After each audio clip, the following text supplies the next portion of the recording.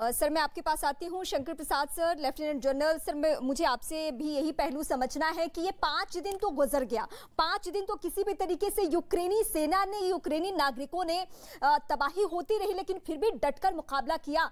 लेकिन रूस तो नहीं मानेगा। रूस की शर्तें अगर नहीं मानता है यूक्रेन तो वो तो हर हाल में ये गोले बारूद दागता रहेगा। इसका अंत क्या है? कहां जाकर ये सिलसिला खत्म होने वाला है? इसका अंत सिर्फ 2 व्यक्तियों के हाथ में है। एक तो है अमेरिका, एक है नेटो फोर्सेस। अगर नेटो फोर्सेस और अमेरिका ये समझ लें कि they are fully responsible for all this what is happening in Ukraine, वो बाहर से इनको बढ़ोतरी देते चले जा रहे हैं, सामान देते हैं, लेकिन मर रहे हैं वहाँ पे यूक्रेनियंस, मर रहे हैं वहाँ के सैनिक, मर रहे हैं वहाँ की सिविल पॉपुलेशन, डिस्ट्रॉय हो रही है वहाँ की इमारतें, इतनी ब्यूटीफुल इमारतें। तो इस अगर टॉक को सक्सेसफुल होना, these talks have to be successful, then the senior powers, the Americans and the NATO must tell and must intervene now in the talks rather than giving them weapons all the time. So आप मेरे समझ से ये है कि अगर इनकी बातचीत फिर फेल हो गई तो ये युद्ध चलता रहेगा जब तक ये पुतिन साहब का ऑब्जेक्टिव कंप्लीट नहीं होता। और इसमें चाहे कुछ ना भी समय लग जाए, 1 हफ्ता लग जाए, 4 दिन लग जाए, जितना भी लगे, पुतिन साहब तो वापस जाने वाले नहीं है। उनकी जो पर्सनैलिटी है, उनकी जो बनावट है, वो यही दिखाती है कि वो अब नहीं जाएंगे वापस। तो इस समय जबकि न्यूक्लियर की भी थ्रेट आ गई है, सारे वर्ल्ड के अंदर एक खलबली मच गई है, स्टॉक मार्केट डाउन हो गए हैं, करेंसी डाउन हो गई है, दुनिया भर में पेट्रोल के दाम बढ़ रहे हैं, भारत पर भी इसका असर पड़ेगा। तो मेरी तो राय ये है कि अगर जब तक इस समय America, NATO forces can play a very major role in the success और in the failure of the stocks. अगर ये जाके नेटो इस वक्त यूक्रेन से कहते हैं कि ठीक है इस समय आप सीज फायर मान लीजिए, बातचीत और चलेगी, कम से कम जो बर्बादी हो रही है ये तो बंद हो, फिर बातचीत से इस मसले को सुलझाया जाए। और एक किस्म से इस तरह आप जाने की सोचें कि पुतिन साहब ने जो कहा है कि जब तक आप ये बात नहीं मानेंगे कि you will not be admitted into NATO, तब तक नहीं चलेगा। इसकी हिस्टोरिकल बैकग्राउंड भी है। 1994 में जब मेमोरेंडम साइन हुआ बुडापेस्ट में, वहां पर कहा गया था कि Ukraine will not join NATO, उसको रद्द कर दिया गया। उसके बाद 1998 में पुतिन ने फिर कहा कि ये नेटो आगे कौन बढ़ रहा है। और एक लफ्ज मैं और आपको बताना चाहता हूं, बड़ा जरूरी है कि यूक्रेन का रशियन में मतलब क्या है। What is the meaning of the word Ukraine in Russian language?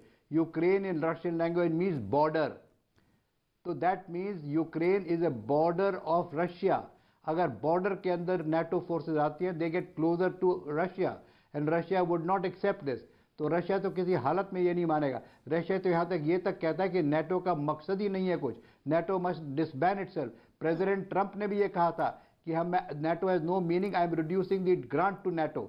उसने नेटो की जो ग्रांट होती है उसको कम कर दिया था। तो इस समय अगर वर्ल्ड को इस्तेमाल करना है फॉर डेवलपमेंट, वर्ल्ड को अगर ये सोचना है कि we want economic independence and economic development and the betterment of human kind and man kind, then this war must be stopped, and this war can only be stopped if Americans and the NATO countries support these talks for a ceasefire and further discussion. अगर आज इसका फैसला नहीं होता है तो और मारामारी होगी, और डिस्ट्रक्शन होगा, और बर्बादी होगी। बिल्कुल सर, इसीलिए हम कह रहे हैं कि आज तबाही की रात है, क्योंकि रूस के जो तेवर हैं और जो तल्ख रवैया है उसको देखकर लगता नहीं है कि कुछ संभव है। रूस के पास सबसे ज्यादा हथियार है, परमाणु हथियार है, ताकतवर मुल्क है, ये तो हम पहले से ही हम आपको बता रहे हैं। रूस का न्यूक्लियर डिफेंस फोर्स अलर्ट हो चुका है। ये बड़ी जानकारी, बड़ी बातें हम आपको बता रहे हैं। और इस फोर्स के अलर्ट होने से खतरा पहले की तुलना में ज्यादा बढ़ चुका है। यही वजह है कि आज पश्चिमी देशों के रुख में भी बदलाव देखने को मिला। नेटो के रवैये से पुतिन बेहद नाराज है, शुरुआती वक्त से नाराज है। पूरे फसाद की जड़ यही है और यही हमारे एक्सपर्ट्स भी बता रहे हैं जो इस वक्त पैनल में भी है। तो ये बड़ी बातें इस वक्त हम आपको बता रहे हैं। तस्वीरें एक एक करके फिर से दिखाते हैं। ये तस्वीरें देखिए जो मैं कह रही थी आपको कि तीसरे दौर की बातचीत, और बातचीत के बीच ये तबाही की तस्वीरें इस लिहाज से क्योंकि आप यूक्रेन में और भी तबाही देखने के लिए आप रहिए, क्योंकि अब ये सिलसिला थमने वाला नहीं है। क्योंकि रूस किसी भी सूरत में, जो हमारे एक्सपर्ट्स भी बता रहे हैं, किसी भी सूरत में वो पीछे कदम नहीं करेगा। उसको हर हाल में ऑन पेपर ये यूक्रेन से चाहिए, वो चाहिए कि आपको नेटो का दखल नहीं चाहिए। ये आपको हम दिखा रहे हैं, ये पूरा आसमान जो है, आप देखिए किस किस लेयर से वो हमला कर रहा है। तेल डिपो में आग लगाई और तेल डिपो में आग लगाने से क्या हुआ, पूरा का पूरा इलाका काले धुएं से भर गया, यानी सांस लेना मुश्किल हो गया। यहां तक कि यूक्रेन को ये गाइडलाइंस जारी करना पड़ा कि प्लीज आप अपने घर के शीशे दरवाजे सब बंद कर लीजिए, पैक हो जाइए हर हाल में, क्योंकि ये काला धुआं आपके लिए बहुत खतरनाक होगा, सांस लेने में दिक्कत हो सकती है। तो आप सोचिए यूक्रेनियों के जान पे किस तरीके से बनी है, कई लेयर्स उनके सामने परेशानियां हैं, कितनी चुनौती है। उस शहर में रहना कितना मुश्किल भरा है, जहां काले धुएं का गुबार हो, जहां सांस नहीं ले सकते, जहां पे गोले बारूद की आवाज से आप एकदम पागल हो जाए। ऐसे शहर में रहना किसी चुनौती से कम नहीं। यही वजह है कि लाखों लोग इस पूरे यूक्रेन को छोड़कर जा चुके हैं, वो सीमाई इलाकों में, बॉर्डर वाले इलाकों में पहुंच चुके हैं, दूसरे मुल्क में पहुंच चुके हैं। हालांकि वहां भी बहुत सारी चुनौती है उनके सामने, लेकिन यहां से वो निकल रहे हैं।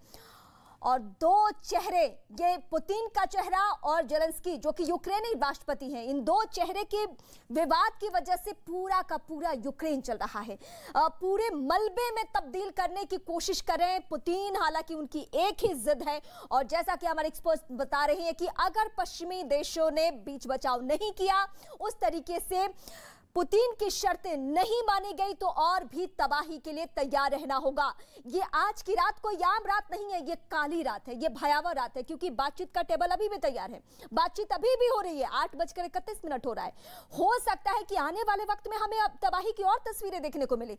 ये म्यूजियम में आग की तस्वीरें, एक एक करके हम तस्वीरें आपको दिखा रहे हैं। ये तस्वीरें इसलिए भी खास है ताकि आपको पता चल सके कि क्या रूस का स्टैंड है, रूस किस तरीके से डरा रहा है। और ये सिर्फ यूक्रेन पे नहीं गोले दाग रहा है, वो गोले दाग रहा है तमाम उन देशों पे जो कि सपोर्ट में खड़े होना चाहते हैं। वो ये संकेत जो कह रहा है। ये दो तस्वीरें इस वक्त आपके टीवी स्क्रीन में, पहली तस्वीर जिसके वजह से लोगों की परेशानी सांसों पे सीधे सीधे बनाई है। दूसरी तस्वीर क्या है, एक इमारत को जमींदोज करने की कोशिश, एक एक करके हवाई हमले किए गए, गोले बारूद दागे गए। ये तबाही की रात है, और ये पूरे दिन जो हलचल मचा रहा। एक तरफ बेलारूस में बातचीत, शॉपिंग सेंटर तक में आग, हर जगह जहां पे सेना पहुंचे, जहां भी यूक्रेनी सेना नहीं रोक पाई इन्हें, वहां तबाही, वहां गोले बारूद।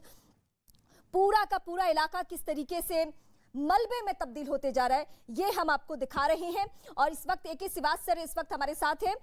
श्रीवास्तव सर, ये तस्वीरें तो हम बार बार अपने दर्शकों को दिखा रहे हैं, लेकिन सर ने कहा, प्रसाद सर ने ये कहा था कि पश्चिमी देश नेटो अगर इस तरीके से दखल नहीं देते हैं तो ये सिलसिला नहीं खत्म होने वाला है।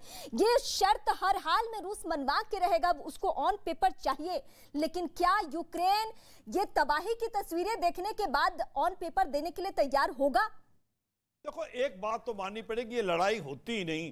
हाँ। अगर नेटो कंट्री जो हैं, यूरोप कंट्री, ये विश्वास दिला देती रूस को कि यूक्रेन नेटो का हिस्सा नहीं बनेगा, या जेलेंस्की कुछ विश्वास दिला देते पुतिन को, तो लड़ाई की जड़ तो यही है, क्योंकि रूस नहीं चाहता कि यूक्रेन नेटो का हिस्सा बने और नेटो की फोर्स रूस के बिल्कुल नजदीक आ जाए। तो ये तो एक उनकी रेड लाइन है। और दूसरी जो रेड लाइन है, उनका पॉलिटिकल एम है कि जेलेंस्की की जो गवर्नमेंट है उसको गिराना और ऐसी गवर्नमेंट लाना जो कि प्रो रशिया हो। ये दो बातें वो करना चाहता रूस, अभी पुतिन। और उसके बाद मुझे नहीं लगता वो रहना चाहेंगे, वो रूस से जो यूक्रेन से निकलना चाहेंगे, क्योंकि यूक्रेन की जो पॉपुलेशन है वो ज्यादा इसके पक्ष में नहीं है, वो अब अगेंस्ट खड़ी हो गई है पूरे रूस के साथ। मगर ये सच्चाई है, दो बातें, कि जो सोचा था पुतिन ने कि ये जो कार्रवाई होगी बड़ी आसानी से पूरी कर लेगा,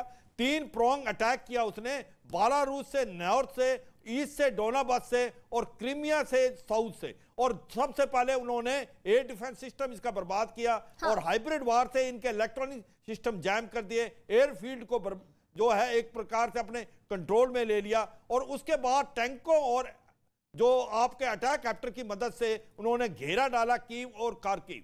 उन्होंने सोचा था कि हो सकता है अगले 24 से 48 घंटे में कीव और खार्किव गिर जाएगा, मगर कीव नहीं गिरा। और कीव नहीं गिरने की वजह है कि इतना आसान नहीं है। और अब कुछ तख्ता बदल रहा है कि जैसे जैसे कीव नहीं गिरेगा, it will be advantage to Ukraine, disadvantage to Putin, because उसकी छवि में फर्क पड़ रहा है। हो क्या रहा है, जो स्टिंगर मिसाइलें दी हैं नेटो ने और यूरोप कंट्रियों ने, प्लस जो आपकी जेवलिन एंटी टैंक दी हैं, प्लस वो जो केमिकोज ड्रोन दिए हैं, उसका भी बड़ा इंपैक्ट हो रहा है। तो मतलब यह है कि ये बातचीत हो रही है, ये बातचीत किसी नतीजे में पहुंचनी चाहिए। मगर यह भी सच है कि बातचीत तो कर रहा है रूस, मगर तैयारी कर रहा है वो अटैक करने की।